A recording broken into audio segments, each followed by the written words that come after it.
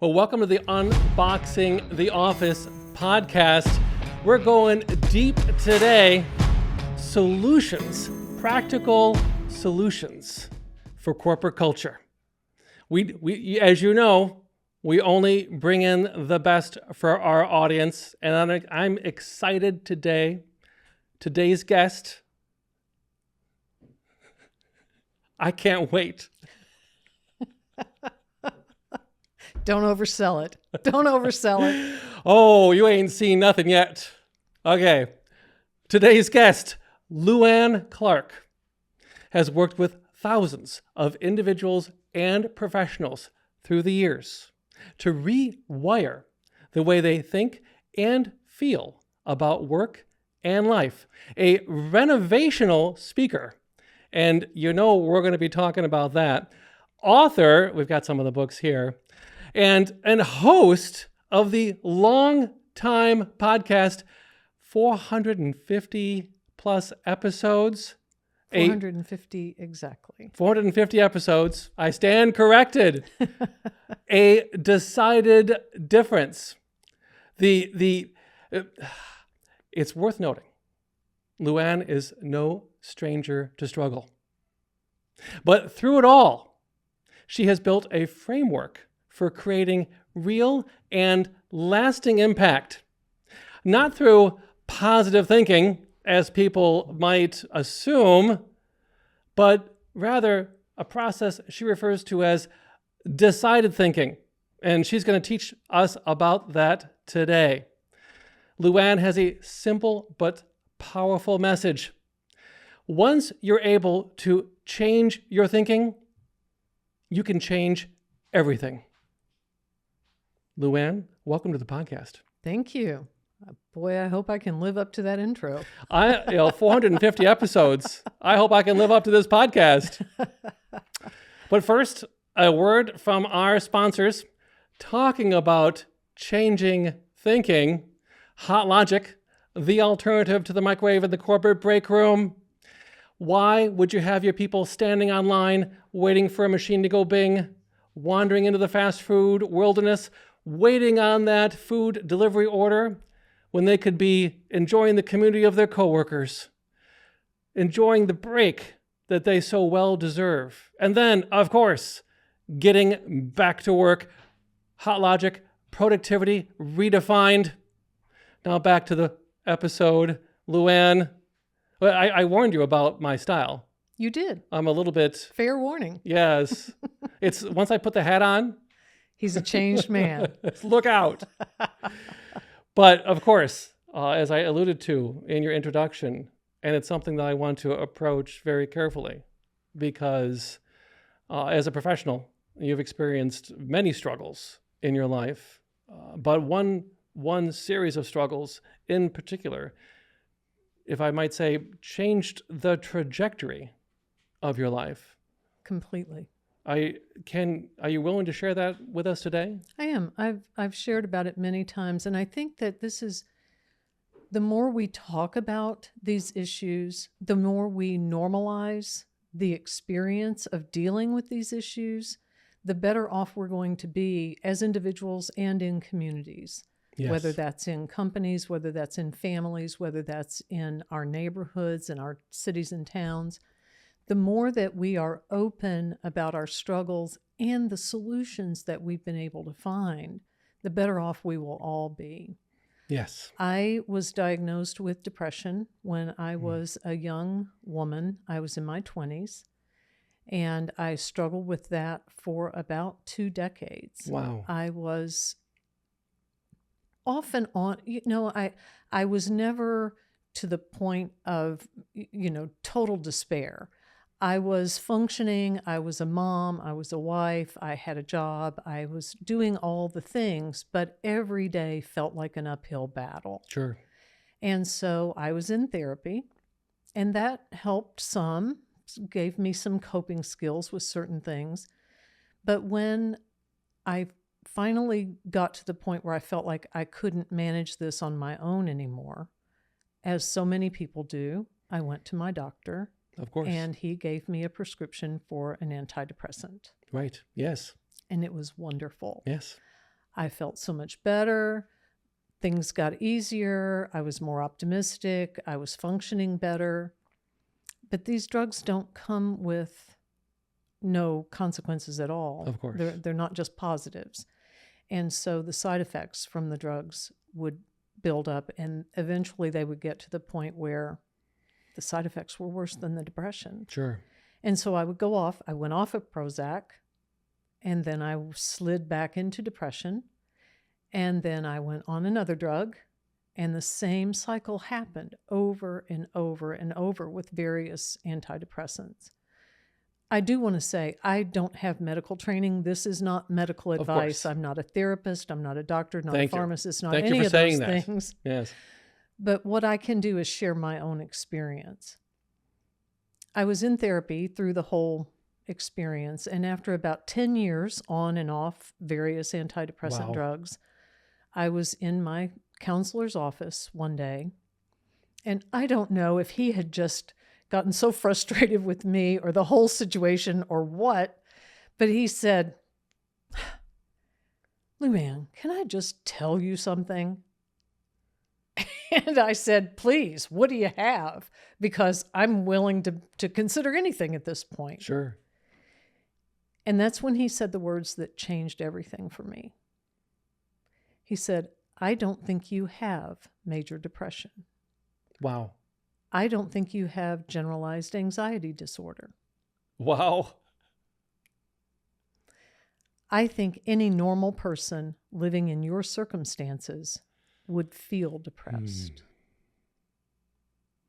And that may not sound earth-shattering, But at that moment. but what it did was to tell me I was not a sick, broken, defective person. Right. He thought, in his considered professional opinion, that I was a normal person having a normal reaction to the circumstances I found myself living in. Right. Do you see how that's different? To see yourself as somebody who has a mental illness, Sure. or a normal person responding to normal challenges. Sure. What he did was to give me permission to think about myself in a different way. To ask myself, when this particular event in my life happens, how would a normal person react? How would a normal person feel in these circumstances? And that's when everything started to change, because I saw myself in circumstances that from the outside looked pretty perfect. Of course. You know, the perfect marriage, the perfect family, the perfect house, Your the perfect Instagram life. feed would have been stellar. It would have been curated to the max. Yes. And I wasn't totally unhappy. I wasn't in complete misery, but I was unhappy enough that it affected every part of my life. Sure. And there were things that I couldn't change, but I could change how I responded to those circumstances. And it's not an exaggeration to say everything changed. My husband and I split up. We got divorced. I had to shepherd my children through the divorce process. I had to survive the divorce process myself. I lost a lot of my friends because, I don't know if you know this, but when you get divorced, a lot of people do not want to have anything to do with you anymore. Sure. And so I had to rebuild my life from blowing it up, basically. And that all occurred after this event. Yes, so it you did. had no pharmaceutical assistance. You were I did on your not. own. I went off antidepressants in 2003. You were and cold I have turkey. not taken them since. Cold turkey, and then the roof fell on you. I wouldn't say the roof fell on me. But probably that was part of the healing process. It definitely was a process. Yeah. And it was a learning process. It was, okay, if I try this, what happens? If I say that to myself, what happens? And I was saying things to myself like, I can't get divorced because that means I'm a failure. Right. Or my children will be irreparably damaged Sure. if I don't stay in this marriage. Well, there's no telling what kind of damage they would have suffered had I stayed Right. in that marriage. And so there are not perfect answers in this world, Sure. right? Right. And we talked earlier today about safety, Yes. that one of the things humans really crave and look for is a sense of safety. But the ultimate safety is knowing that whatever happens, you can handle it. Yes. I always say, I may not handle it in a pretty way. Right. I may not handle it in a skillful way, but somehow I'll get through it and everything will be okay. Sure. One Wow. of my mantras through that whole experience was Julian of Norwich and her saying, all shall be well, and all shall be well, and all manner of things shall be well. I can't tell you how many nights I fell asleep repeating that to myself over and over again. And that was one of the things that I could choose to do that will make a difference for me, to focus on the idea that everything is going to be all right. No matter what I have to go through, I will be okay. And that's a great comfort, and more comfort than I ever got from a pill bottle. Oh, yes, for sure. Well, thank you for that story. At what point, when did you cross over the line where it suddenly occurred to you that this was something that other folks may benefit from? I think it was because the people around me started to ask me, something's different. What are you doing? And that's when I really started to take a conscious look at the process that I was going through. And I call everything I do a decided difference. And the reason is because once you make a decision, a real decision, do you know the word decide means literally to cut off? Wow. You cut off the other options when you make a decision. And I decided that I was not going to take those antidepressant pills anymore. I wasn't going to take any psychoactive medications anymore unless, okay, I'll admit to the occasional glass of bourbon, maybe a little Sure. wine every now and then. Of course. But you're from Kentucky, so. that's exactly right. Bourbon is part of my Yes. heritage.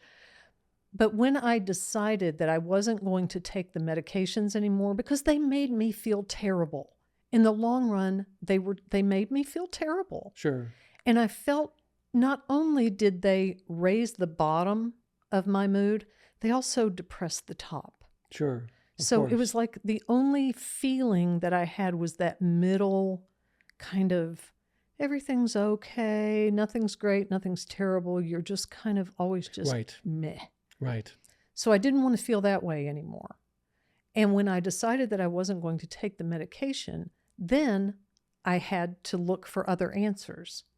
And so I looked into different forms of therapy. I looked into different kinds of thinking things that I could do. And I discovered that there are many books on the subject, one of which I still recommend after all these years is Feeling Good by David Burns. And all the work of Martin Seligman, who is the father of positive psychology, not positive thinking, but positive psychology, that is devoted to the study of happiness, well-being, good mental health. You know, we've studied all, ever since the beginning, we've studied what makes mental illness, but we've not really studied until just the last 30 or 40 years what creates good mental health. Are we qualified? I don't know. So one of the things I like most about your program is it's not pharmaceutical. No. And it's forgive the reference. It's not spiritual, No. right? It's, dare I say, reason? Very much so. Yeah. And practical. I believe in And doing practical. what works. Right. So, of course, we're beating up a lot on this concept of positive thinking. Toxic positivity. In defense of, can you give us a précis into the difference between how is positive thinking different from decided thinking? Positive thinking involves lying to yourself. Oh, fair. Okay. All right. Every day, in every way, I'm getting better and better. Well, no, I'm not. If I'm honest about it, I'm not. The But let power me of tell positive you, thinking, not for you. the power of positive thinking is for me. Okay. But let me give you an example Sure. of toxic positivity. Toxic positivity. This is a term gotta that I register have that run trademark. across. No, this is a term that I did not invent, but I did experience it 2 years ago on my birthday. I was stranded at the airport in Charlotte, North Carolina, because there were thunderstorms in the area. And my plane should have been on the ground in Nashville long before the thunderstorms came through, but there was a mechanical problem. And so I was stuck in the airport for many hours, and then they eventually canceled all the flights that night. Yeah. So I stood in line at the desk waiting for an agent to talk about what might happen here. And when I got to the desk, the person had probably talked to 100 people before me. She took one look at me and was like, I'm not giving you anything. I'm not giving you a hotel. I'm not giving you a meal. I'm not giving you transportation. I'm not giving you anything. And I said, well, okay, fine. I get that you don't have anything to give me, but may I just say this is the worst birthday ever? And she said, oh no, we are not going there. Did you wake up this morning? Are you standing on your 2 feet? Have you eaten today? And I thought, here we go. This is exactly what toxic positivity is. Deny the challenges that you're dealing with and pretend that just because you woke up this morning, everything is great. I will say, I'm glad I woke up this morning. Sure. I get that. I'm glad. I'm grateful.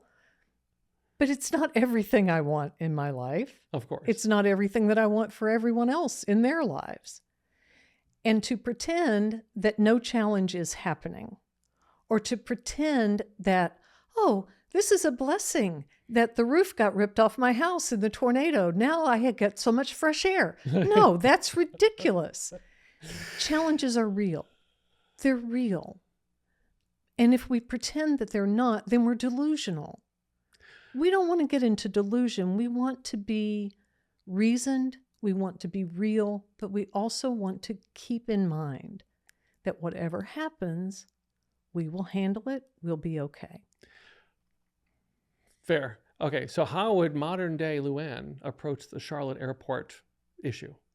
Well, modern day LouAnn did experience the Charlotte airport issue. It was just a couple of years ago. So I got an Uber.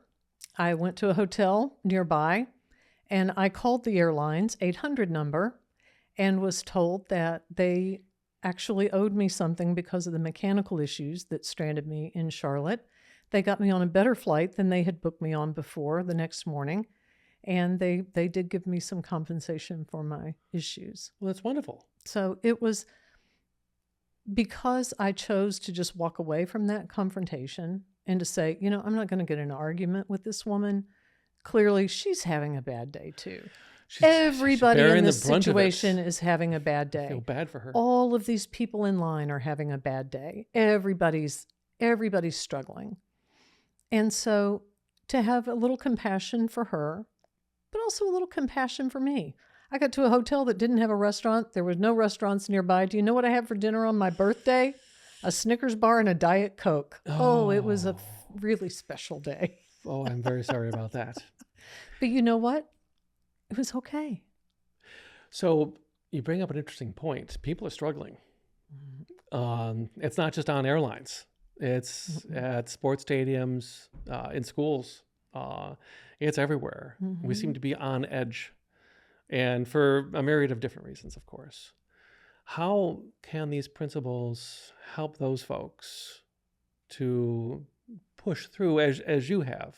How do you apply? Is it possible to apply these principles en masse, or is it one at a time? Well, I think I say sometimes that this is fixing up your thinking is a do-it-yourself project. Right. But you don't have to do it alone. We can offer one another support. And one of the things that I think a lot of people struggle with, and I can't do anything about the out there, right? I ended every single podcast episode that I did with the same words. The world doesn't change. You do. We can't change what's happening out there, right? I can't change anything that's happening in the external world, other than I can clean up my house or whatever, but I can't affect, climate change or gun violence or, name your issue du jour. Sure. But what I can do is to change my response and how, if I choose not to say, this is hopeless, I can't do anything, so I might as well make it worse, or I'm just going to give up. But a lot of people deal with the challenges come from within. We feel hopeless. We feel helpless. We feel like we're not enough. We feel like we can never, I flew to Europe recently and I thought, I have no idea how an airplane actually works. I'm pretty sure my guardian angel holds it up, but other than that, I don't really know. Yes. And I am amazed at the breadth of human knowledge. But so many of us, no matter how much we know, no matter how many things we do well, we have this inner voice that says, you're not doing this right. You're not doing it well enough. You're not enough. You're not good enough. You're not, you're killing it at work, but at home, you're not a great parent. Or you're a great parent, but you're not working. Or you're, whatever it is, we're finding these ways to criticize ourselves. And that also is an outer world, inner world issue, I think. That when we are growing up, when we are in our first jobs, when we're young and impressionable, I'm still kind of impressionable, to be honest, but we have people who criticize us. Yes. And then we internalize that criticism and we make it our own. Anyone who's listened to my podcast at all is aware that I have an inner critic, and she has a name, Little Miss Goody Two Shoes. Of course. Because she's always just perfect. Right. And she's that voice that second guesses everything I do. Like, she really thinks this outfit was a bad idea. Why didn't you get your hair professionally styled today? Why didn't you wear a hat to cover up this wildness on your head? All of those thoughts that run through my mind day in and day out. And why do we do that to ourselves? Why do we do it? In your work, you talk about the inner critic. I do. How do we, I gotta go back and listen to those episodes of yours. How is it possible to silence the inner critic? When I first started doing this work, I taught people to argue with the inner critic, to say, okay, this is what this thought says. Okay, you should have had your hair. Oh, and there's that word, should. The inner critic's favorite word is should. I think you look lovely, by the way. Thank you very much. But to say, for instance, you should have known this morning, you should have figured out that when you were supposed to meet Bernie earlier today, he meant the coffee shop in Franklin and not the coffee shop in Brentwood. No. There is no fault. Okay. There is no fault. We had a miscommunication this morning, and it cost us about 30 minutes of meeting time because I was busy driving from the wrong place to the right place. And I should have known better. I should have checked the location. I should have confirmed with you. There is no should. There is what I might have done had I realized that we might have miscommunicated. But there's no blame here. We simply had a small misunderstanding, but so many times big misunderstandings happen. And we fall into the blame and the shame and all of that. And when we listen to that inner critic, we can say, okay, was it reasonable for me to have confirmed the location with you? Maybe, but I thought I knew where we were going. I suggested Brentwood. So. We talked about Brentwood, but we didn't specify Brentwood. Yes. So there's no blame here. But I can choose to blame myself. I could choose to blame you. Yes. But where does that get us, right? Nowhere. So backwards. When we say things like, oh, I should exercise more. I should eat better. I should be a better, more even-tempered parent. I should, whatever it is. I should go back and get my MBA. I should.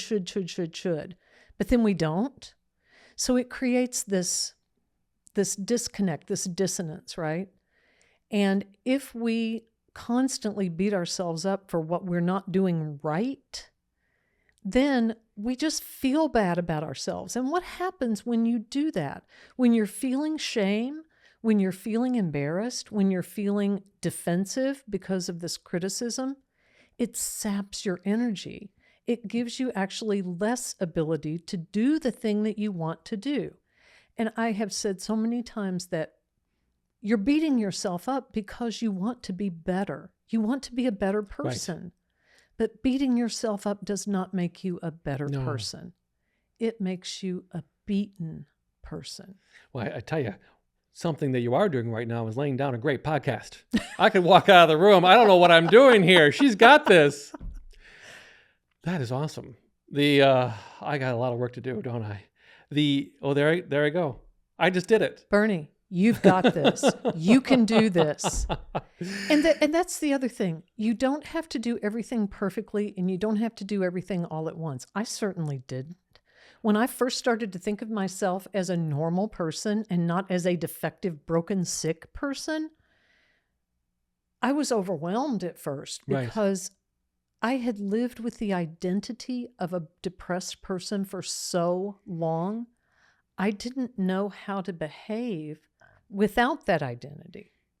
You know, I have a great friend who talks about her anxiety. Oh, my anxiety is really bad today. Oh, my anxiety this. Oh, my anxiety that. And then one day recently she said to me, I'm going to stop saying that. It's not my anxiety. I'm feeling anxious about something. It was like anxiety was this thing that rode around on her shoulder with her all the time. Something you don't want to own. And that's a very small reframe. But do you see what difference it can make in how you feel about yourself? Yes. And how you approach things? If you think to yourself, oh, I have anxiety. I can't give a speech. I can't apply for a new job. I can't have a child. I can't, whatever it is that you want to do because I have anxiety. Well, guess what? We all have anxiety at some point. We all feel anxious at some point. But there are ways to manage that feeling. And feelings are not facts. Right. You can feel anxious and do lots of things. And so when we fall into these habits of thinking where we think of ourselves as this is my identity, I'm anxious, I'm depressed, I'm whatever it is, negative, you don't have to do that. So as our audience knows, we love talking about corporate culture, health and wellness, and this falls under the category of mental wellness, which of course is key. But how do these principles apply to the professional setting, a corporate environment, working with teams? Can the same rules apply, or is that a completely different realm that none of these rules apply? What are companies made of? People. And so anything that helps your people be healthier, happier, more productive, more free, more innovative, more creative, whatever you need them to be to make your company a success. If you support your people, I mean, you can always buy another widget, you can buy another robot, you can put another conveyor belt in, whatever. But if at the core your company is people, then the most important thing that I think you can do in a workplace is to create a culture of safety and acceptance and encouragement for one another. You know, I said earlier that this is a DIY project, right? Fixing up your thinking is a DIY project, but you don't have to do it alone. I have the same friend who said she had anxiety and she was going to change that. We were dealing with her inner critic. One night, her inner critic came out in a big way. And she was working in an accounting firm at the time, and she came to a meeting that I was attending. And at the end of the meeting, we were just chatting, and she said, oh, I did this idiotic thing today. I can't believe how stupid I am. I did blah, blah, blah, and I just am such a fool, and my boss probably thinks I'm just a moron. And she went on and on and on, and finally I said, stop it. Stop talking about my friend that way. Right. And yes. She looked around and she said, what? And I said, stop talking about her that way. She doesn't deserve that. I'm not going to listen to you talk about her like Right. that. And she said that's when it really hit her what she was doing, that she was running herself down and she was beating herself up. And the only thing that it was accomplishing was making her feel weak and incompetent and terrible about herself. If someone else had been saying those things about her, I would have shut them up. Right. Well, I shut her up too, because she did not deserve to be talked about that way. And so when you hear one of your colleagues doing that, you can say, don't talk about Bernie that way. He's a great guy. Here's all the good things I know about him. Write that down. So it doesn't take a lot to create a more supportive environment when you know the techniques that will help you to be more positive in a reasoned and rational way. Well, LouAnn, we talked about this. What in the corporate environment, what counts as profit, right? At the beginning of the day, what counts as profit? At the end of the day, what counts as profit? And on the morrow, it's profit, right? Do we have any evidence to believe that these principles can deliver on that promise? Is this productive work that the organization can engage in? Is it productive to give your people health insurance? Is it productive to have a gym in the building? Is it productive to give people time off to recharge and regroup and feel refreshed?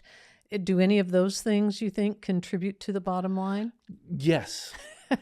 So I think that this would also, in that if you create an environment that is supportive, where people feel free to experiment, to innovate, where failure is seen as, let's reframe failure. Sure. Okay? It's not you win or you lose. It's you try something and you see if it works. Maybe it partially works. Maybe it works in one setting and not another. Maybe we have a saying in my family that I had a great idea that didn't work. But you keep generating ideas. Just because your idea didn't work doesn't mean you say, oh, well, we can't solve this, or we can't move forward. You're an idiot. You're a moron. Stupid. You were a fool to think that would work. Yes. No, if you punish, and criticism, especially public criticism, is so punishing. It just makes people curl up inside and want to die. It creates shame. It creates defensiveness, and it creates the unwillingness to innovate, to be creative, to take a risk, all of those things that we know can move companies forward and can contribute to their profitability. But if you invest in your people, for one thing, your good people won't leave. Right. And they will draw in good people to work with them. And I think that so many times, if you're looking at just spreadsheets and numbers and bottom lines, those things are important. You have to be profitable or you go out of business. But I think that our mindset about what contributes to that bottom line has gotten so narrow that we feel like people are interchangeable. We'll just use AI for that. Here comes AI. Where is your creativity? Right. AI is not creative. It's derivative. Right. And who's driving the creativity? It's the human minds that are designed to recognize patterns, to connect things that were never connected before. All of those things that so far only people can do. So we talked about thinking, and you suggested something I've never thought of before, that thinking is actually a skill. Oh, thinking is a set of skills. I've just really gone is. My entire life just assuming that thinking is something we do, but can I extend that to be thinking is a muscle that has to be exercised? It can be. It definitely can be. I think that I liken it to the way you learn to talk. We all have been talking for as long as we can remember, some of us more than others, obviously. Yes. But you learn to talk by imitating the people around you. I don't know if you know this. I don't think you know this, but when I was 16 years old, I really wanted a job at the local radio station. Sure. But I sounded like this. And so I had to do something about that accent. But that's Kentucky, right? That was Kentucky. Right? And that they didn't like that? They did not like that. Wow. So I had to find a way to lose that twang that was holding me back. Sure. And so I started to study how other people spoke. I watched the newscasters on television. I watched the shape of their mouth as they formed words.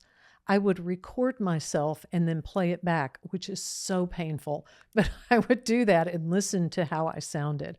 And I started hanging out with a friend of mine who had moved to Kentucky from Northern Illinois. Oh, I didn't yes. want to pick up all of her Chicago accent, but a lot of imitating her really helped me. And this is how we learn to think. We imitate the people around us. So if our parents, when we're very young, are prejudiced in one way or another, if they believe in a scarcity mindset, if they believe things like work has to be hard or it doesn't count, you can't enjoy your work or it doesn't count, money is hard to get and it's even harder to hold on to. These are all thinking patterns. What we call attitude is just a pattern of thinking. And you're not aware that you're doing it. Until I heard myself on a recording, I had no idea I sounded just like that. I did. I thought I sounded perfectly normal. And so you have to find a way to actually hear what you're saying inwardly, which is all that thinking is. It's talking to yourself about the world that you live in, about what's happening to you. And so when I started my journey out of depression, I would write down what I was thinking and I would look at it. And sometimes it made no sense at all. I can't think of an example right off the top of my head. It's been a long time ago.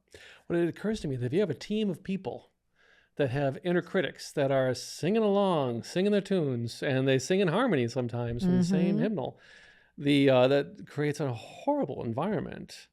It does. That the patterns that are then learned from those practices will destroy the thinking of that group. Yes.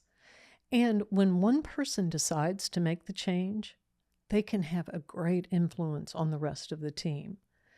I can't tell you how many times I've given a speech to a group, and the one thing that I hear them repeating to each other after the speech is over is, don't talk about my friend like that. Right. They're really struck by that we think that criticizing ourselves is some sort of noble thing to do. Right. When really it's Humble. creating, yes, well, I wouldn't brag. Well, and it's not, I'm not encouraging you to brag and boast and tell the whole world what a great ego you have. Right. But to say, I can handle this. And then the flip side of that is you can go to your team members and say, I'm struggling with this, and I really admired the way you handled such and such before. Do you have some suggestions for me? Because so many times we're afraid to ask for help because we're so busy looking like we have it all together, right? But when you create a team that encourages one another and you encourage that interplay of ideas, imagine, do you ever sit in a brainstorming session with a bunch of people who are really on the same wavelength with you? Yes. There's nothing like magical. it. Yes. Yes. And that kind of thing can happen, maybe not on demand, but it can certainly flourish in the environment that you're creating when you do away with criticism. And I'm not saying never give a team member feedback, especially if you're a manager or a boss. You have to give your people feedback, especially if there's something that they're not executing as well as they need to be. But I could come to you and say, here's what you really do well. I admire you for this, and the way you handled that problem last week was spectacular. Have you thought about trying whatever it is? Yes. Rather than coming in and going, you're screwing up, you need to change, shape up or ship out. I mean, do you feel the difference in the... And if you do it in a way that you put control in the hands of the person who actually has to do the action. Right. You're not coming in and saying, I'm smarter than you, I'm better than you, yes. I'm going to tell you how to handle this. But if you come in and say, I've seen you do well. I know you're capable. Have you thought about trying this? Or what are your thoughts about how to solve this problem? Because they probably already know what they need to do. Yes, but you're creating that trust and the belief that they can handle it and the encouraging environment where they can actually feel good about moving forward and doing what needs to be done. So I got to ask you a challenge question. You mentioned that typically you work with individuals. Mm-hmm. You don't work with organizations. I don't. Why is that? They haven't asked. Okay, so you're open to it. I'm open to it, sure. Well, it's a truism that our culture is hopelessly fragmented, which is why we started this podcast to raise awareness around these issues. I can't explain how it happened, why it happened. Some people say it was Jack Welch decades ago that started this ball rolling downhill, but certainly there's an infinite amount of work that needs to be done. Speaking specifically around failure, how do you counsel an individual or professional on how to accept failure? What does that look like? Well, I think first you have to define what is failure. Sure. So much of what I talk about in the book, the podcast, my talks, everything is about how we assign meaning to things, because we fear failure, we avoid failure, we don't want to be called a failure. And I don't think there's ever been a person who is a failure. We fail at all kinds of things, right? But what does it mean? So how you define failure, I think, is absolutely critical. Like I said, in my family, we say that was a great idea that didn't work. Right. Not I failed to solve this problem, but I came up with an idea, I tried it, it didn't work. Now I'm going to try something else. Why do you think we have the phrase in English that's trial and error? Right? We don't say trial and success. We say trial and error. Can I say if first you don't succeed, try again? Exactly. Okay, well, let me test another one on you. Switching gears, the expression "fake it till you make it." Mm-hmm. Is that toxic positivity, or is that something else? I think it depends on the situation. Okay.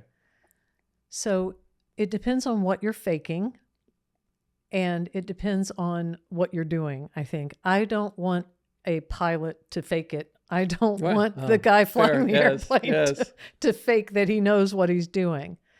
But sometimes it comes down to, I think you can fake feelings. We all mask, right? We all have social masks. We don't go into a social setting and say, oh my gosh, really? You look ridiculous. Or, even though we might be thinking that. We can't do that?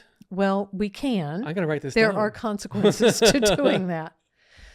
But if you are, I'll give the example of giving a speech, because so many people fear that. And I've worked with a lot of individuals as a speaking coach.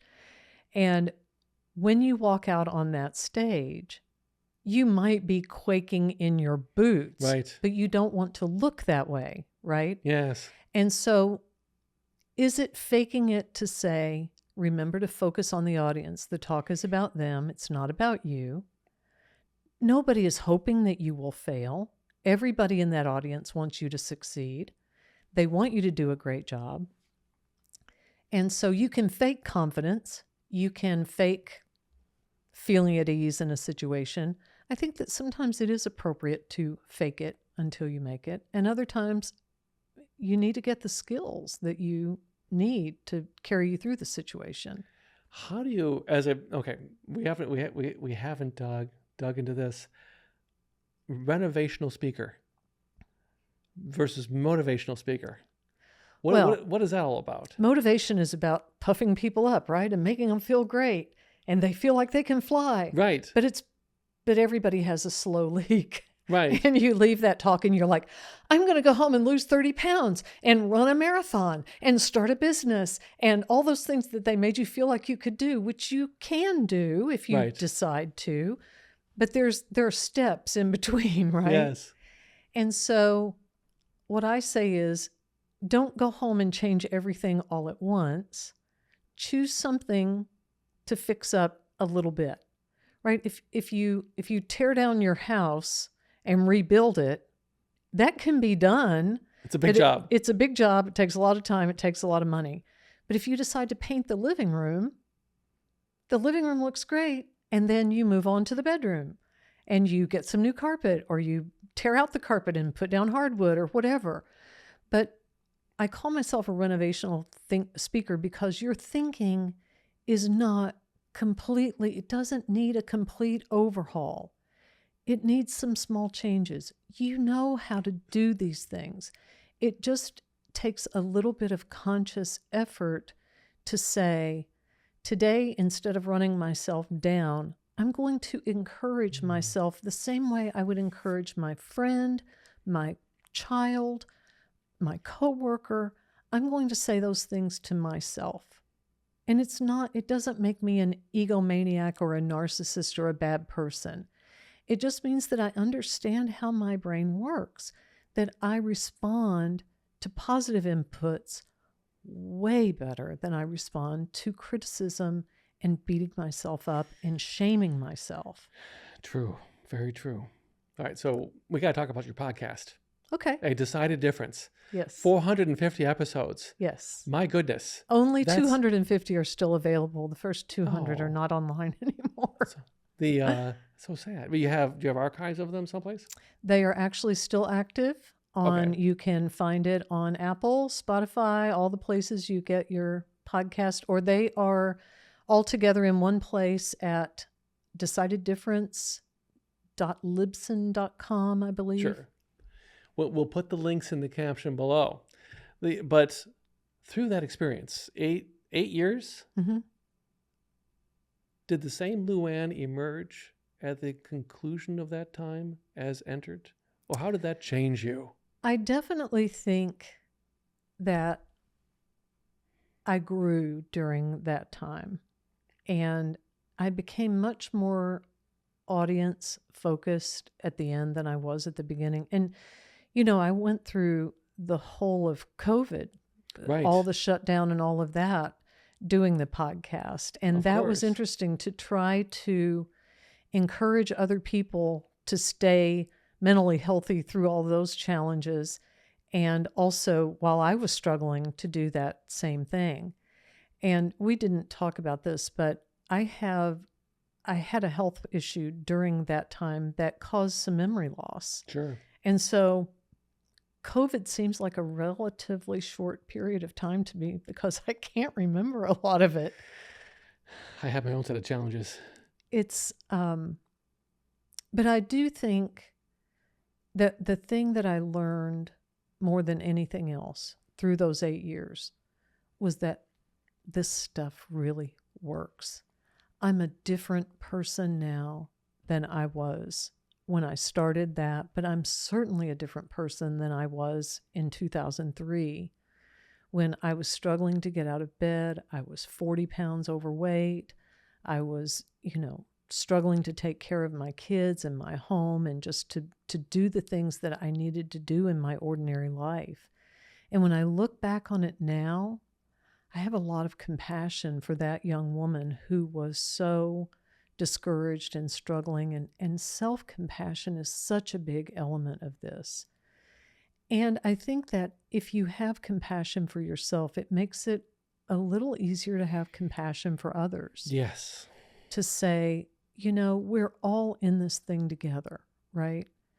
And I don't know why that's so hard for us, that it seems like we need to have enemies and we need to have others, that, it's us versus them. And there is no them. It's all just us. And until we realize that, I think we're going to have these struggles. And I just think that if we're more accepting of one another's humanity, and to say, thinking is a set of skills, and that means that we learned it, we can change it, we can practice and get better at it. And any kind of skill, that's what defines a skill, right? It's learned, it can be changed with deliberate practice, and if we approach it with intention, we can be stronger as individuals, we can be stronger in groups, we can be stronger in companies, neighborhoods, churches, wherever people are together. We can give one another strength. I think it's sad that if my audience knows, I never met a conspiracy theory I didn't like. But one of those is this idea that the powers that be are playing the let's you and him fight game, because that gives them the ability to do whatever they want while we are bickering amongst ourselves. And Agreed. it's very sad because the answer is compassion. The answer is love, as I like to say. Okay, but what was your favorite part about the podcast, and why did you end it? I should say. I think it felt like at the time that it had run its course, it was a grind to do an episode every week for 400 weeks. I can't even imagine. It was a lot. And I kind of got to the point where I thought, well, I'm saying the same things over and over again. I'm not really making any headway here. Or I was tired, honestly, and I was having some health issues, and that just, it all kind of created the perfect storm where I said, Sure. I think I'm done. 450 was put a nice bow on it. Yeah. But lately I've been thinking there's going to be a YouTube channel. It's going to start soon. A new season. And a new season in my life, a new season of decided difference. And I think the thing that I've learned most is that the world really doesn't change. There will always be issues out there. There will always be challenges. You know, I mean, who ever thought we would see a pandemic like we did? Oh, And, goodness. you know, the world that we live in had never seen anything like that. I mean, the flu epidemic in 1918, nobody remembered that. Right. And so it doesn't matter what comes at us. What matters is that we have the set of skills to handle whatever comes along. And the skills that I have learned are durable and they're doable. They are something that anybody can get better at doing these things, and we can help one another to do them. You know, one of the greatest honors that I ever have in my life is when a friend calls me up and says, I need your help. Help me talk through this. And at the end of the conversation, when they say, I feel so much better, you really helped me. Right. There's no win like that. It's Right. the best thing there is. The poll quote being, we can help one another. We absolutely can and must help one another if we're all going to thrive. And that's the other thing. You know, this whole idea that there's a pie and I have to get my piece or you will. Right. It's Zero-sum game. ridiculous. It's ridiculous. We live in a world of an embarrassment of riches. Yes. You know, fresh air, sunshine, food, water, all the things. We have everything that we need to make a beautiful life, not just for ourselves, but for our families, for our friends, for our communities, all of that, if we will do it. And the scarcity mindset is one of the worst Sure. thinking mistakes that Yes. we can make, Yes. because there's enough for everyone. And if we encourage one another and work together, we can build a world that's so much better, stronger, happier, healthier. Yes. Can we solve all the problems? I don't think so. I don't have an answer for lots of things. But I'm not going to allow myself to fall into hopelessness just because I feel a little discouraged. Right. And the words we choose are so important. You know, I'm not depressed. I'm discouraged. Do you hear the difference there? I can feel the 450 episodes. I can sure. That's for sure. Oh my goodness. You carry that with you. It's part of me now. It Yes. really is. I won't say it's in my DNA because I don't think it is. I think it's learned. It is practiced. It is intentional. Yes. It's a decision. It's intimidating. It's not. It's you can do this. Okay, but then when did you decide to write a book? Oh, I wanted to write a book since I was 10 years old. I Okay. just didn't know what it would be about. Sure. And the podcast really started as a collection bucket for ideas because I was having a hard time buckling down and starting the book. And I thought, well, I'll do a little bit here and a little bit here and a little bit here. And the next thing I knew, I had a stack of scripts like this Right. to go through and tried to pull out the ideas that ended up in the book. Yes. It was a job. Now that you've come out the other side of that? How has that changed you? I don't know that it has as much as I thought it would. Okay. I remember when the book first came, the first actual physical books arrived at my house in a box, and it was like... It's an exciting moment. Get out the camera. But I didn't. I just went, oh, there it is. Oh, no. Because it was just the next step in the journey for me. I do think often about doing another book. I've thought about doing a devotional type where you have, one essay for each day of the year or something like that, because those kinds of books have helped me through and I can't tell you how many self-help, philosophy, psychology, you name it, I read it. And I told a friend once, I feel like a master distiller. I'm the person who takes in all this information and then puts it out in bite-sized pieces that people can use. And I think that really is my superpower, to help people see things just a little differently. And if you just, like my counselor did for me all those years ago when he said, I don't think you have depression. He cracked open that door and I saw the light shining through there and I wanted to see more. And so I went toward that, and I've never stopped going forward. And if I can do that for people, if I can say, don't talk so horribly to yourself. Don't believe these terrible things about yourself. Do this instead. Talk to yourself in an encouraging way. Believe that you can cope whatever happens. And do we have time for one more story? Oh, I'm not letting you go. Okay. I tell you what. The cover of this book has a golden egg on it. Yes. Okay. The story's in the book. But I believe strongly, maybe the most strong belief I have, is that we see in the world what we look for.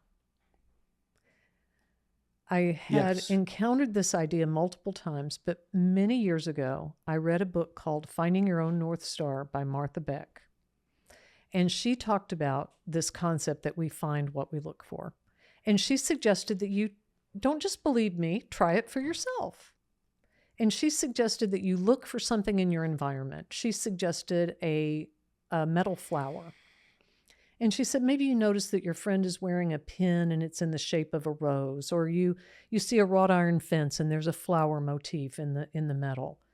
So I thought, okay, we're really going to test this out. It was about 3 weeks before Christmas.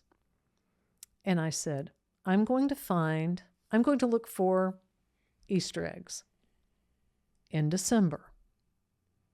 So a few days after I decided to look for Easter eggs, my daughter and I were at a hotel and we were having breakfast, and the server brought coffee to the table because I do nothing without coffee. And she, instead of bringing me a cup of coffee, she brought a carafe. Sure. And the carafe was not like any I'd ever seen before. It was in the shape of an egg. Really? A coffee carafe in the shape of an egg? Okay, it's an egg. I see that. White. Plain egg, not an Easter egg. Okay, doesn't count. Doesn't count. About, I don't know, a few days later, I was at a friend's house. And at this time in my life, I was at this friend's house a couple of times a month usually. So I'd been there many, many times. I was leaving her house, and by the back door was a basket of marble eggs. They were pink and green and black and white with the veining through them. You know, marble, right? Those are winners. I said, Clarice, how long have those eggs been there? She said, I don't know, 6 or 7 years. I had never noticed them before, even though I had gone in and out that door probably 40 times. Sure. I had never noticed those eggs. But colored eggs. Those count. Not Easter eggs. They don't count. Oh, come on. They're colored. No. I tough. was playing in hard mode, okay? Sure. At that time, I was volunteering at the Habitat for Humanity Restore in our town. And one of my duties was to sort the donations that came in. Oh, here we go. About a week before Christmas, these 2 gigantic boxes came in, cardboard boxes. Ripped one of them open, and there they were. Hundreds of Easter eggs. Plastic eggs, ceramic eggs, glass eggs. Sure. Egg trees, bunny rabbits holding eggs, baskets full of eggs.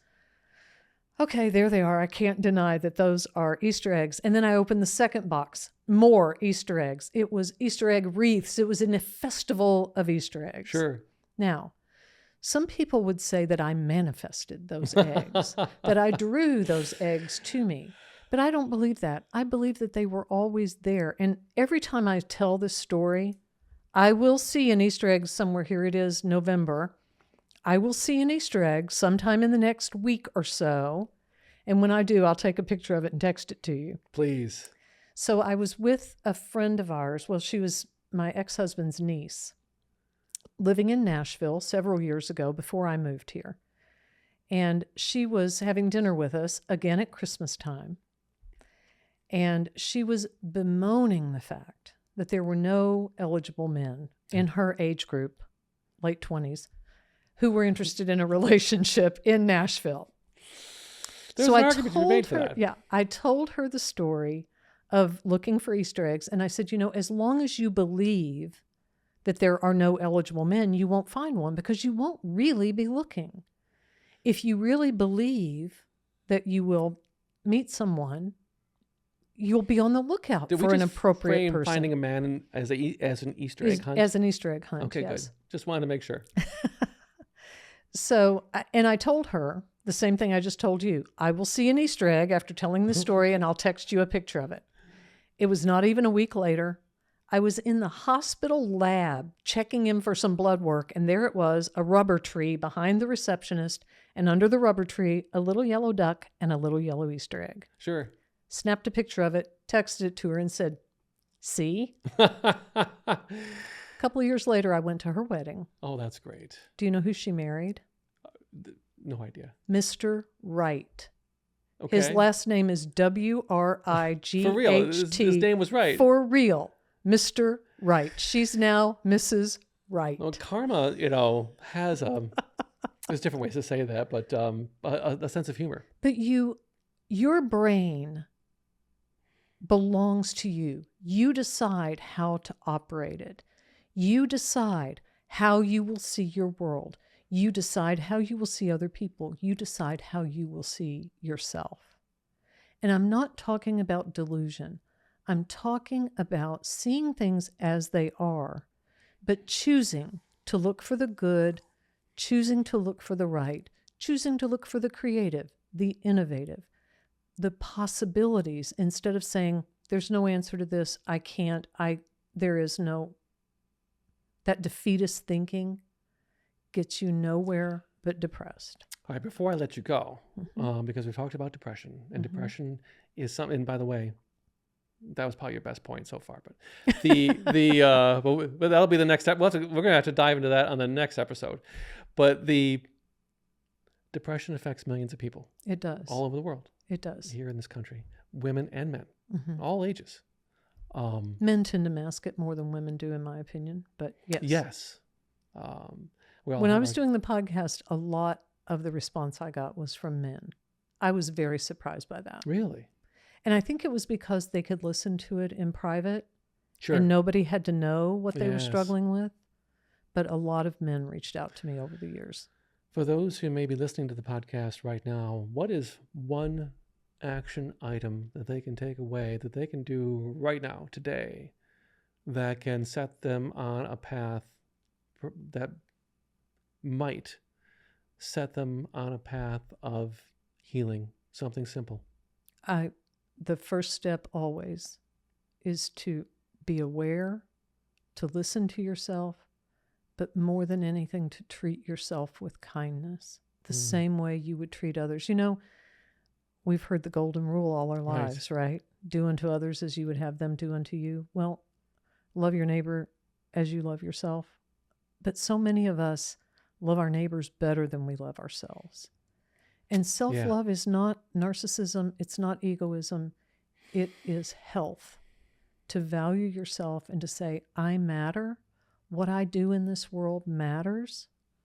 I have an impact on the people around me, and I have a duty to myself to show up as the best person, the best version of me that I can be. And that's not to say to criticize yourself for your perceived failures in the past. It's to say, going forward, I'm going to look at that person in the mirror with a little more kindness and a little more compassion. I think that is the critical first step. And if that is all you do, you'll see change. Wow. That is awesome. That is great. Great advice. It goes without saying that if you're looking for more information on the work that LouAnn Clark does, as I couldn't end it on a better note than that, we're going to put in the caption links to the archive of your podcast. Yes. Links to the book. Yes. I've already got my copy. I've got an autographed copy of the book, I should mention. And I'll challenge the audience. If you DM me, maybe I'll get you an autographed copy as well. I can make that happen. Limited time only. But we'll put all the links in the caption, of course, for more information. This was, as I promised the audience, that we were going deep, and we did. This was awesome. I'm glad. Thank glad you. to be here. Thank you for having me. It's been a pleasure. I am thankful for the 450 episodes that made you who you are. Thank you. Along with all the other things, of course. But I'm speechless, which is something. People know that is something for me to be speechless. On behalf of the Unbox in the Office, thank you. I'm glad to be here. Thank you so much for having me. On behalf of our sponsor, Hot Logic, thank you. I hope, since it is my sincere hope, there have been a few encouraging words in this episode that that stand a chance for reaching folks that need to hear them. Be good to yourselves. Be good to one another. And we can help each other. Yes, we can. That's great advice. The world doesn't change. You do. Yes. Thank you, LouAnn. Thank you, Bernie.